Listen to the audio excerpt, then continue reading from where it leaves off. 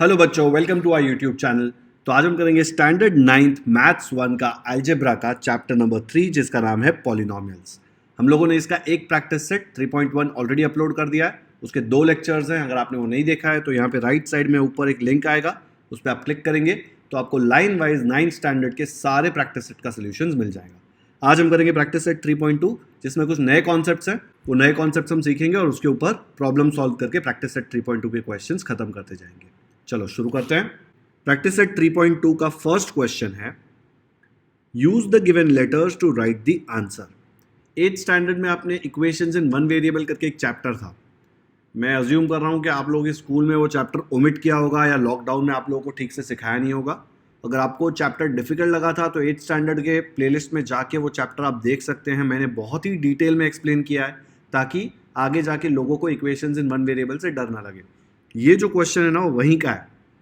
ऐसा नहीं है कि अगर आपको नहीं आता तो यहाँ पे नहीं समझ में आएगा। मैं बहुत ही आराम से समझाऊंगा, लेकिन वो देखेंगे तो आपको और अच्छे से समझ में आएगा। चलो अब देखते हैं क्या दिया। There are 8 trees in the village लैट। ये लात या लातूर होगा कुछ। If the number of trees increases every year by b, then how many trees will there be after x years. मतलब हर साल बी ट्रीज बढ़ते जा रहे हैं, ठीक है। तो एक्स ईयर्स के बाद कितने ट्रीज होंगे। स्टार्टिंग में ए ट्रीज है, ठीक है। हर साल बी ट्रीज बढ़ रहे हैं और एक्स ईयर्स के बाद पूछा है कितने झाड़ होंगे। अब इसको इजी करने के लिए मैं आपको ये लेटर्स को इग्नोर करके बताऊंगा कि कैसे आएगा। बहुत बच्चों को क्या वेरिएबल से डर लगता है। डरना नहीं चाहिए, लेकिन अच्छे से नहीं सीखा होगा तो डर लगेगा ही। तो लेट्स से मैं ए को कैंसिल करके बोलता हूँ कि स्टार्ट में 2 झाड़ थे विलेज में, हर साल 3 ट्रीज लगाए जा रहे हैं और वो पूछ रहा है कि 5 साल बाद कितने झाड़ होंगे। ठीक है, यही पूछा है ना, how many trees will there be after 5 years, ऐसे ही पूछा है। तो ये मैं ऐसे बोल सकता हूँ ना कि स्टार्ट में 2 झाड़ थे, वो तो रहेंगे ही, कोई भी झाड़ कट नहीं रहा है, ठीक है। There are 2 trees in the village लिखा ही है। If the number of trees increases every year by 3, मतलब फर्स्ट ईयर में 3, कितने साल तक, 5 साल तक। सेकेंड ईयर में 3, थर्ड ईयर में 3, फोर्थ ईयर में 3, फिफ्थ ईयर में 3, इतने झाड़ होंगे ना। तो ये कैसे आ जाएगा 2। ये मैं ऐड कर सकता हूँ, सीधा ऐड करूंगा तो आंसर आ जाएगा, लेकिन ये नंबर्स तो मैंने लिए ना, क्वेश्चन में नंबर्स नहीं दिए थे। ऐड करो कितना आ रहा है, ये 15 + 2 17 आ रहा है। मतलब अगर ये कंडीशन दी तो विलेज में 5 साल बाद 17 झाड़ होने चाहिए, ठीक है। इसको लिखने का एक और तरीका क्या है, ये 2 को ऐसे ही रखो, लेकिन ये 3 को ऐसे कर दो, 3 × 5। इसका सम क्या होता है, 3 + 3 + 3 + 3, 3 × 5 ना। देखो ये 15 आएगा ऐड करके, 3 + 3 6 + 3 9 + 3 12 + 3 15, 3 5 जार कितना होता है 15। तो जब सेम नंबर कुछ नंबर ऑफ टाइम्स ऐड होता है तो आप नंबर को वो नंबर से मल्टीप्लाई कर दो जितने टाइम वो नंबर आ रहा है। तो यहाँ पे कौन सा नंबर है, 3 है, कितनी टाइम आ रहा है, 1 2 3 4 5, तो 3 × 5, ठीक है। अगर यहाँ पे 6 होता तो हम क्या करते हैं, 6 × कितनी बार आ रहा है, 2 3 4 5, तो 6 × 5, ठीक है। पर यहाँ पे तो 3 था नहीं, ये तो मैंने लिखा है कि नहीं। तो हम लोग क्या करेंगे, हम लोग अब इसके जगह पे जो ओरिजिनल वैल्यू था वो सब्स्टिट्यूट करेंगे। 2 के जगह पे क्या था, 2 के जगह पे था a, तो यहाँ पे मैंने डाल दिया 2 के जगह पे a। 3 के जगह पे क्या था, 3 के जगह पे देखो दिख रहा है b था, तो यहाँ पे ये 3 के जगह पे b आएगा। पर ये b मैंने 5 बार क्यों लिखा था, क्योंकि यहाँ पे 5 लिखा था ना मैंने, तो वो 5 हटा तो x है ना, तो ये b कितनी बार आएगा, ये b बढ़ता जाएगा ऐसे ऐसे से, कितनी टाइम, x टाइम्स।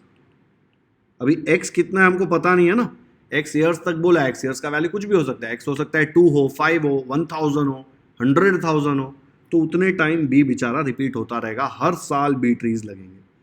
तो अगर मुझे 2 के जगह पे a लिखना है तो यहाँ पे a आ जाएगा, 3 के जगह पे क्या था b, तो यहाँ पे b आ जाएगा, और ये 5 के जगह पे क्या था, 5 के जगह पे था x, तो यहाँ पे आ जाएगा x। तो क्या मिल गया मुझे, देखो ए प्लस बी एक्स, मतलब 5 साल के एंड पर विलेज में कितने ट्रीज होंगे, ए प्लस बी एक्स। खत्म नहीं हुआ है, टेंशन मत लो, ये एक मेथड से मैंने आपको सिखाया कि ऐसे कर सकते हो, ठीक है। अभी हम लोग नंबर्स नहीं लेंगे, सीधा इसको सॉल्व करेंगे। यहाँ देखो, there are 8 trees in the village लात, ये लातूर लिख लेते हैं यार, ये लात सही नहीं लग रहा है, ठीक है। There are 8 trees in the village Latur, उसमें 8 ट्रीज हैं स्टार्ट में, ठीक है। तो यहाँ पे ए लिख दिया। Number of trees increases every year by B, हर साल बी ट्रीज हो रहे हैं, लेकिन कितने साल तक, एक्स साल तक। तो टोटल एक्स ईयर्स के एंड पे टोटल कितने पेड़ होंगे नए वाले, बी इंटू एक्स, तो नए वाले पेड़ हो गए बी एक्स। उसने बोला है how many trees will there be after x years, total पहले के ए और नए ट्रीज बी एक्स दोनों को ऐड करूंगा तो मुझे मिलेगा कि टोटल ट्रीज कितने होंगे आफ्टर एक्स ईयर्स। आया समझ में? एक मेथड मैंने ये सिखाया आपको और एक मेथड डायरेक्टली ऐसे सिखाया, ठीक है। आया समझ में? तो इसका सोल्यूशन कैसे लिखेंगे, तो इसको ऐसे लिखेंगे, number of trees in the beginning, start में कितने ट्रीज थे, ए ट्रीज थे तो ए लिख दिया। न्यू ट्रीज एवरी ईयर, हर साल नए ट्रीज कितने लग रहे हैं, बी, तो यहां पे बी लिख दिया। एक्स ईयर्स के बाद नए ट्रीज कितने होंगे, अगर हर साल बी लग रहे हैं, 1 साल के बाद बी आएंगे, 2 साल के बाद 2B आएंगे, 3 ईयर्स के बाद 3B, एक्स ईयर्स के बाद XB या BX, दोनों लिख सकते हो ना। आया समझ में? तो अगर हर साल B लग रहे हैं तो एक्स ईयर्स के बाद कितने होंगे, B इंटू एक्स। तो टोटल ट्रीज कितने आ जाएंगे एक्स ईयर्स के बाद, स्टार्ट में जो थे वो A प्लस जो नए झाड़ लगे वो BX। बस खत्म हो गया, यही आपका फाइनल आंसर। आया समझ में? तो इसको ऐसे लिखना है। वीडियो पॉज करके एक बार समझ लो, नेक्स्ट क्वेश्चन करते हैं। सेकेंड क्वेश्चन दिया है, for the parade there are Y students in each row and X such rows are formed. हर एक रो में वाई स्टूडेंट्स है और टोटल ऐसे एक्स रोज बनाए हैं। Then how many students are there for the parade in all. Assume करो कि एक रो में 4 स्टूडेंट्स हैं और ऐसे कितने रोज हैं आपके, ऐसे आपके 3 रोज हैं,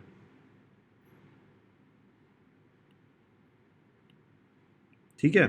देखो हर एक रो में 4 बच्चे हैं और कितने रोज हैं, रो 1, रो 2, रो 3, तो टोटल बच्चे कितने होंगे, काउंट करके देख लो, 1 2 3 4 5 6 7 8 9 10 11 12।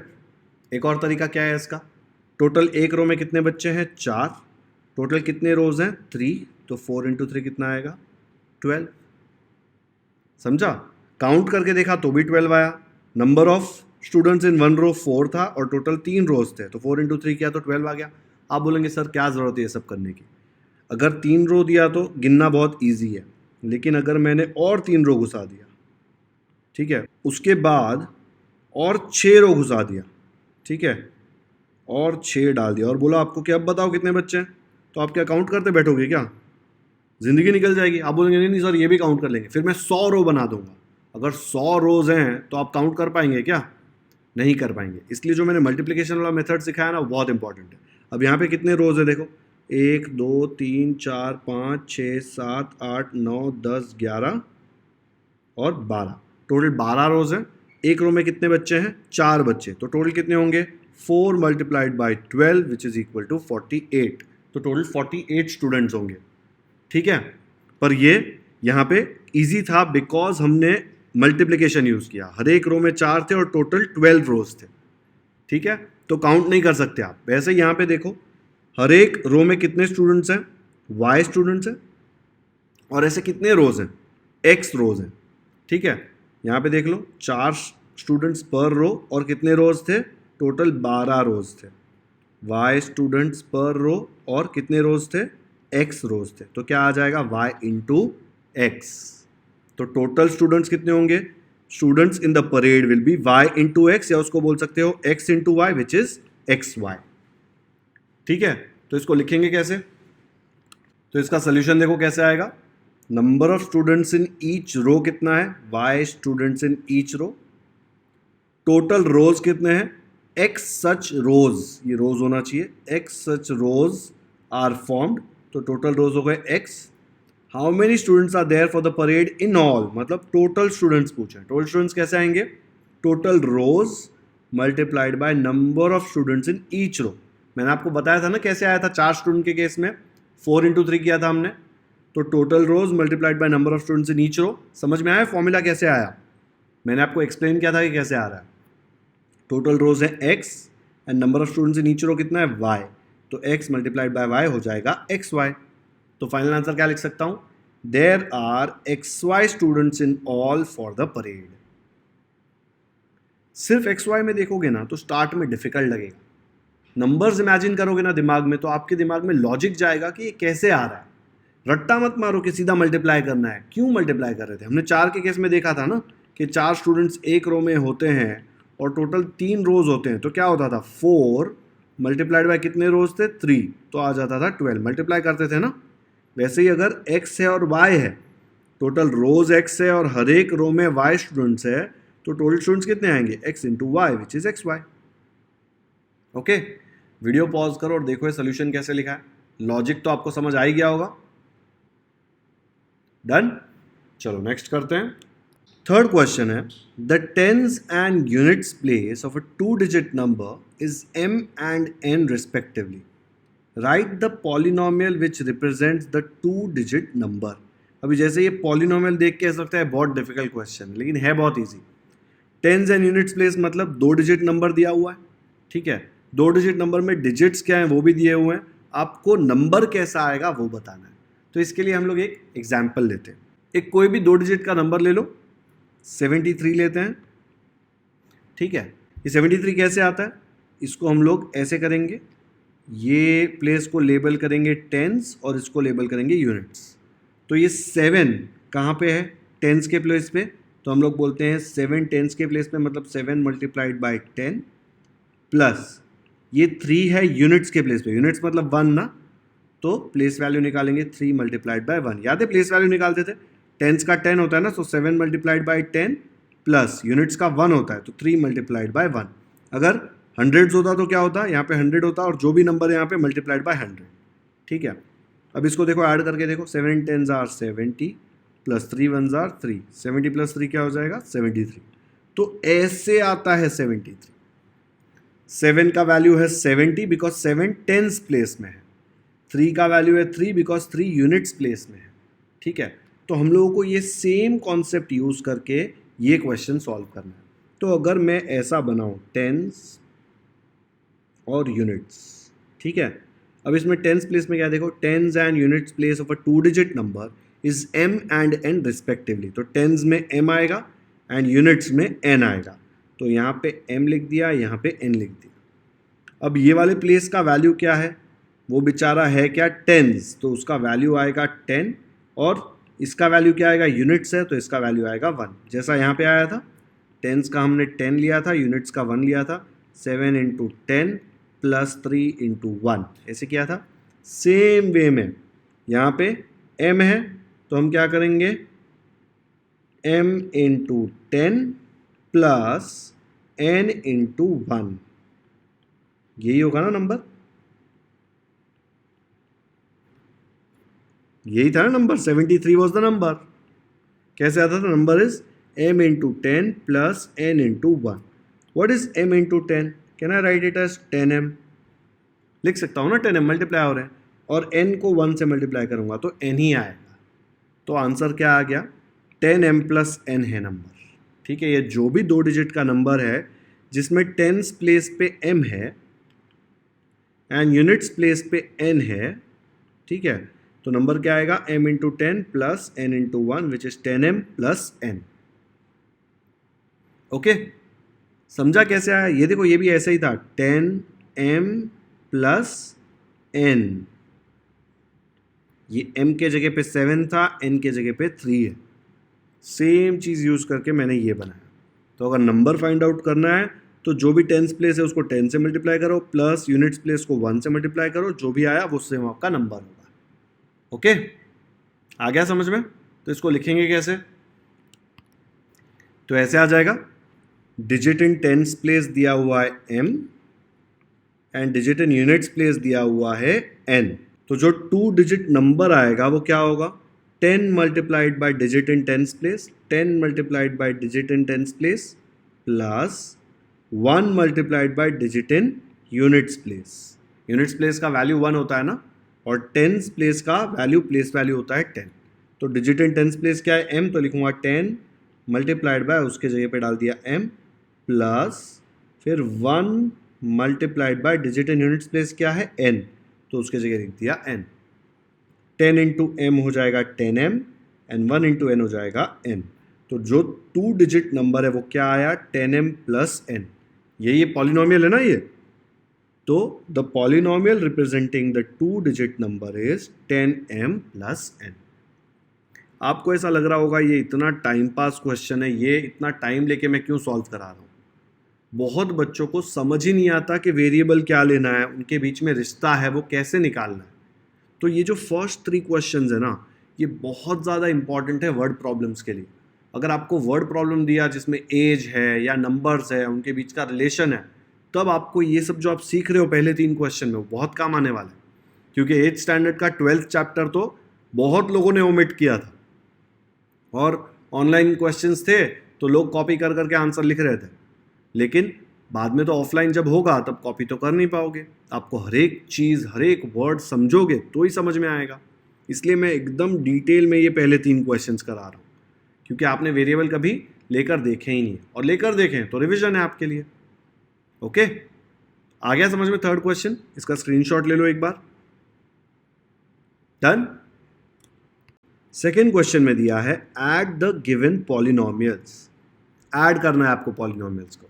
फर्स्ट क्वेश्चन है उसमें x cube minus 2x square minus 9, और दूसरा पॉलिनोमियल है 5x cube plus 2x plus 9।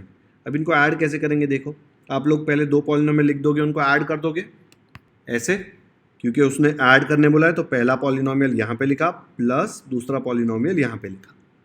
अब जब आप पॉलिनोमियल्स ऐड करते हो ना, तो एक जैसे जो टर्म्स दिखते हैं उनको आप ऐड कर सकते हो, जो एक जैसे नहीं दिखते उनको ऐड नहीं कर सकते। जैसे यहाँ पे एक्स क्यूब है, इधर भी एक्स क्यूब है, तो आप ये दोनों को ऐड कर सकते हो। तो जब आप ब्रैकेट्स खोलोगे तो क्या करोगे, ये एक्स क्यूब और ये 5x क्यूब दोनों साथ में ऐड होगा। यहाँ पे बीच में प्लस है इसलिए साइन का कोई प्रॉब्लम नहीं है, लेकिन एक काम करते हैं, अपन एक एक्स्ट्रा स्टेप लिख लेते हैं। ठीक है, ये ब्रैकेट खोल देते हैं और क्या है पूरे टर्म्स वो लिख देते हैं, x cube minus 2x square minus 9 plus 5x cube plus 2x, क्योंकि प्लस है ना तो कोई साइन चेंज नहीं हो रहा। यहाँ पे अगर माइनस होता ना तो बैंड बच जाती है आपकी, पर अभी प्लस है तो वो करके देखते हैं, प्लस 9। ठीक है, सेम टू सेम जो ऊपर टर्म्स थे सेम टर्म्स नीचे आए हैं। अब आप जब प्लस करते हैं तो आप सेम टाइप के टर्म्स को ऐड कर सकते हो। जैसे यहाँ पे एक्स क्यूब है, इधर 5x क्यूब है, तो दोनों भाई भाई हो गए, उनको साथ में लिख दो, क्या आ जाएगा, x cube plus 5x cube. फिर यहाँ पे देख लो, यहाँ पे एक्स स्क्वायर है और कहीं पे भी एक्स स्क्वायर दिख रहा है क्या, नहीं है, तो उसके पास कोई भाई है ही नहीं, तो उसको बेचारे को ऐसे का ऐसा नीचे आना पड़ेगा। तो ये माइनस 2x स्क्वायर नीचे लिख लिया। अब देखो x वाला और कहाँ पे टर्म है, ये रहा 2x।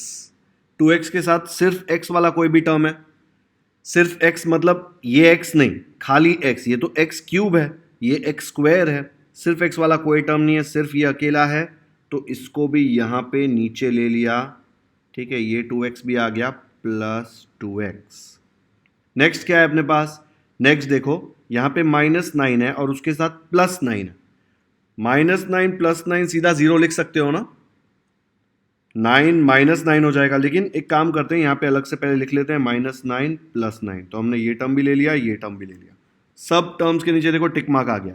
आपको ये टिक मार्क डालना नहीं है, डाल भी रहे हो तो पेंसिल से डालो या कोई डॉट डालो, ताकि आपको याद रहे कि हर एक टर्म आपने ये स्टेप से ये स्टेप में लिख लिया है।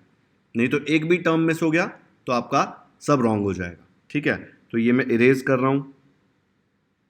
अब देखो एक्स क्यूब का मतलब क्या होता है, एक्स क्यूब का मतलब 1x cube, 1x cube plus 5x cube, 1 chocolate plus 5 chocolates, 6 chocolates होता है, लेकिन चॉकलेट्स नहीं है, एक्स क्यूब है इसलिए 6x क्यूब आ जाएगा यहाँ पे। तो ये हमने लिख दिया 6x³ ये दोनों को ऐड करके आया है ये माइनस 2x² के पास कोई नहीं है, प्लस 2x के पास कोई नहीं है, दोनों सेम टू सेम नीचे आ जाएंगे। -2x², फिर क्या आ जाएगा +2x, और ये -9 + 9 तो 0 होता है, तो 0 यहाँ पे लिखने की कोई ज़रूरत नहीं है। तो इससे ज़्यादा तो ये सिंप्लीफाई हो नहीं सकता, तो ये है अपना फाइनल आंसर। तो ये गैप जो है मैं थोड़ा आगे ले लेता हूँ ताकि ऐसा न लगे कि अलग से कुछ लिखा हुआ है। ठीक है, तो ये दो पॉलिनोमियल्स को ऐड करके आपको आया 6x³ -2x² + 2x। ऐड में ज़्यादा प्रॉब्लम नहीं होता क्योंकि साइन चेंज नहीं होती। अगर ये माइनस होता तो यहाँ पे सबकी साइन चेंज हो जाती ना, उससे भी फर्क नहीं पड़ेगा, आपको क्या एडिशन सब्ट्रैक्शन ही करना है। आ गया समझ में? वीडियो पॉज करो और जल्दी से अपने नोटबुक में कॉपी कर लो ये। नेक्स्ट करते हैं सेकेंड क्वेश्चन में। थोड़ा पॉलिनोमियल बड़ा है, बड़े डिग्री वाला है, स्क्वायर रूट वाले टर्म्स हैं। यहाँ देखो कितने सारे टर्म्स हैं, तो इसमें बहुत ध्यान रखना कि कोई भी टर्म मिस ना हो जाए। आपको दोनों पॉलिनोमियल को ऐड करना है, तो दिस प्लस दिस, ये तो फर्स्ट स्टेप आ जाएगा। तो यहाँ पे पहले ये पॉलिनोमियल लिखा प्लस ये वाला पॉलिनोमियल यहाँ पे लिख लिया। लिखने के बाद एक बार चेक करो सेम टू सेम टर्म्स लिए कि नहीं। देख लो ये सेम है, साइन भी देख लेना। ठीक है, फिर यहाँ पे ब्रैकेट खोल दिया, प्लस है इसलिए हम लोगों को ज़्यादा टेंशन लेने की ज़रूरत नहीं है क्योंकि कोई साइन चेंज होगा नहीं यहाँ पे। तो सेम टू सेम पूरे का पूरा नीचे आ गया। अब आपको लाइक टर्म्स, एक जैसे दिखने वाले टर्म्स को एक साथ लिखना है। तो कौन से टर्म्स एक जैसे दिख रहे हैं? देखो यहाँ पे ये m⁴ वाला एक टर्म है, तो यहाँ पे भी एक m⁴ वाला टर्म है। इसको साथ में लिख सकते हो ना आप लोग, तो इन दोनों को साथ में लिख लिया क्योंकि ये लाइक टर्म्स है। लाइक टर्म्स मतलब एक जैसे दिखने वाले टर्म्स। अब नेक्स्ट टर्म पे आते हैं। यहाँ पे m⁴ है, यहाँ पे इधर भी 3 है, तो ये दोनों टर्म्स हम लोग साथ में लिख सकते हैं। तो ये हम लोग इसको और इसको लिख लेते हैं साथ में, 5m³ -3m³। नेक्स्ट m वाला कौन सा टर्म है? देखो इसमें m नहीं है, यहाँ पे m है, m²। कहीं पे भी और m² बचा है क्या? नहीं दिख रहा ना, ये कांस्टेंट है। यहाँ पे m है, ये भी कांस्टेंट एक नंबर दिया हुआ है, तो m² वाला टर्म बेचारा अकेला है, उसको हम लोग ऐसे ही लिख देंगे। कुछ उस पर साइन कर दो, टिक कर दो, डॉट डाल दो, ताकि आपको समझ जाए कि आपने वो टर्म यूज कर लिया है। उसके बाद m वाला कौन सा टर्म बचा है? ये मत देखना, ये मत देखना, ये वाला है। देखो इसके साथ और कोई भी सिर्फ m वाला टर्म नहीं है, तो इसको भी हम लोग अकेला लिख लेंगे नीचे, +3m। नेक्स्ट सिर्फ √2 बचा है और -6 बचा है। दोनों नंबर्स हैं, दोनों आप लास्ट में साथ में लिख सकते हैं। तो √2 और -6 यहां पे लास्ट में लिख लिया। ओके, अभी जो लाइक टर्म्स हैं वो और सिंप्लीफाई होंगे। यहां पे देख लो इसको, दोनों के पास m⁴ है, तो नंबर्स ऐड कर दो, -7 + 5। -7 + 5 क्या आएगा? -7 बड़ा है ना 5 से, तो आंसर तो नेगेटिव आने वाला है। -2 आएगा ना, -2, तो ये हो जाएगा -2। कैसे आया?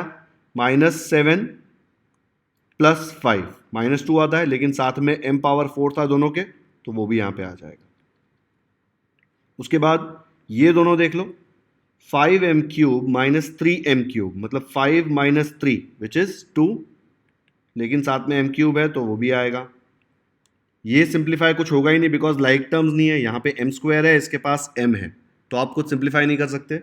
यहाँ पे √2 में से 6 माइनस नहीं कर सकते। हीरो बन के ऐसे मत करना कि 2 - 6 4 और रूट के नीचे 4 डाल दिया। ये नंबर रूट के नीचे है, उसको नॉर्मल नंबर के साथ आप ऐड सब्ट्रैक्ट नहीं कर सकते। ठीक है, तो ये आप लोग ऐसे ही लिख लेंगे।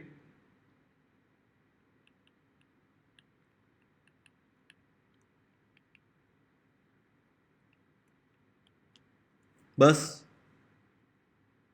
इतना बड़ा पॉलिनोमियल दिया था, लेकिन सिंप्लीफिकेशन तो सिर्फ 2 ही स्टेप का आया। इससे डिफिकल्ट तो इसके पहले वाला क्वेश्चन था।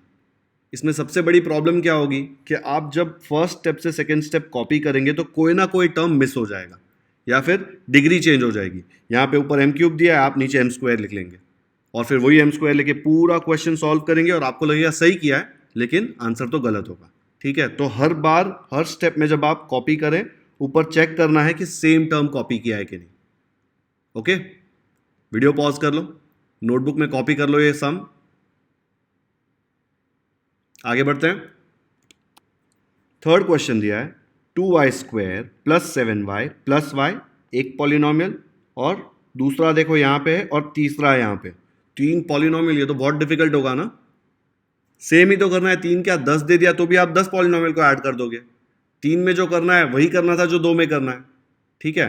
तो ये तीनों पॉलिनॉमियल को आप ऐड कर दोगे एक साथ, तो तीनों टर्म्स आएगी 1 polynomial plus second plus third. Same way में लाइक टर्म्स जो है उनको साथ में लिखना है, जो लाइक नहीं है उनको अलग से राइट साइड में लिख देना है। सिंप्लीफाई होगा तो सिंप्लीफाई कर देंगे। खुद से ट्राई करोगे, ऐसे मत सोचो डिफिकल्ट है, काफ़ी ईजी है। खुद से ट्राई करो, फिर वीडियो पॉज कर दो अभी के अभी, मैं इसका सोल्यूशन दूंगा, उससे कंपेयर कर लेना। ऐसे आ गया होगा सोल्यूशन। तीनों पॉलिनॉमियल को ऐड कर दिया, फिर ये ब्रैकेट ओपन कर दिया। ऐसे मत सोचो कि ये वाला स्टेप और ये वाला स्टेप सेम है।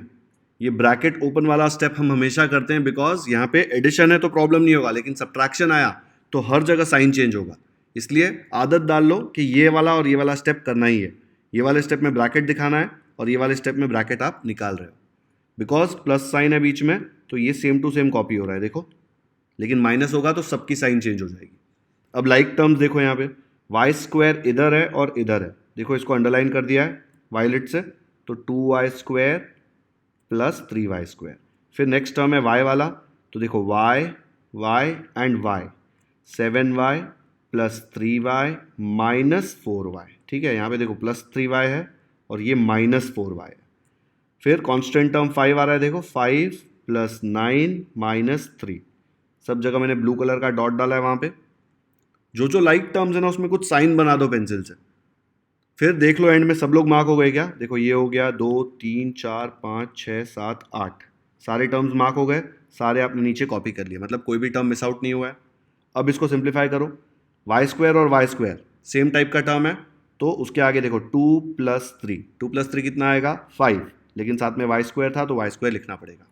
यहाँ पे देखो y, आगे क्या है प्लस 7 प्लस 3 हो जाएगा प्लस 10 माइनस 4, 10 माइनस 4 हो जाएगा 6, ठीक है। प्लस 6 आएगा ना 10 माइनस 4, तो प्लस 6, लेकिन साथ में y था हर जगह तो y आ जाएगा।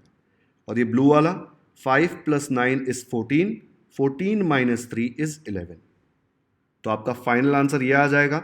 अच्छा ये दोनों ऐड कर सकते हैं क्या, नहीं कर सकते बिकॉज ये लाइक टर्म्स नहीं है, यहाँ पे y² है और यहाँ पे y है।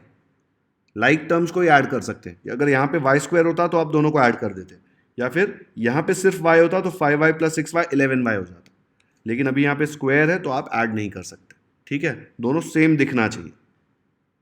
आया क्या ये आंसर। ये भी 3 टर्म्स दिए थे, 3 पॉलिनॉमियल्स थे, लेकिन 2 ही स्टेप में आंसर आ गया। ओके, अगर नहीं आया तो वेरीफाई करो कहाँ पे नहीं आया है।